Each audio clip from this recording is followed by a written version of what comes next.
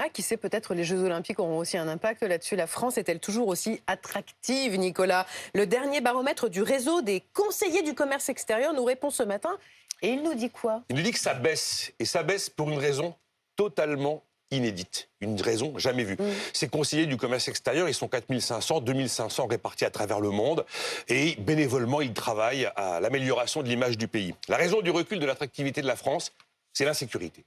J'ai jamais cité cet aspect-là dans ce type de baromètre où généralement on est sur des aspects matériels, des aspects éco, des aspects business. Fiscaux. Non, l'indice qui plombe cette année le baromètre, c'est la sûreté des personnes.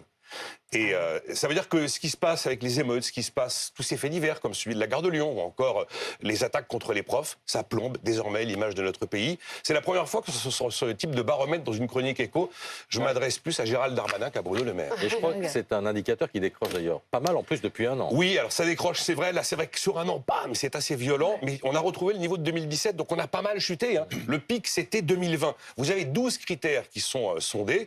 Les plus fortes chutes, c'est la sûreté des personnes, la qualité de la vie, l'environnement culturel et la sécurité juridique. Et l'inquiétude sur la sûreté des personnes, c'est principalement les Asiatiques qui mettent ça en avant. Ils sont de plus en plus nombreux à ne plus vouloir venir. On imagine qu'il n'y a pas que des points faibles. Enfin voilà, l'attractivité de la France, il y a des atouts quand même. Il y a des atouts. Alors, sur les 12 critères, il y en a 2 vraiment dans le vert. Et là, c'est une très bonne nouvelle.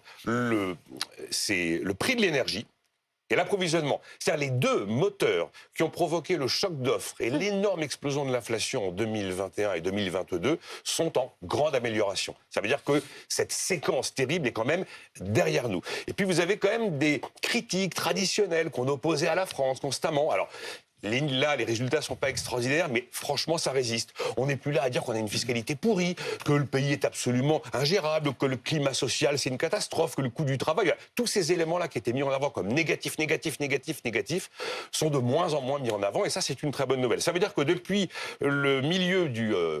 quinquennat de François Hollande, poursuivi sous Emmanuel Macron, où on décide de faire une vraie politique de l'offre sur la durée, une politique destinée au business, destinée à l'économie productive, destinée aux entreprises, ça produit des résultats. Alors si on mène à son terme le chantier de la simplification, si on respecte la promesse sur la baisse des impôts de production et qu'on parvient à offrir une énergie décarbonée et bon marché, franchement, on a de gros atouts pour demain.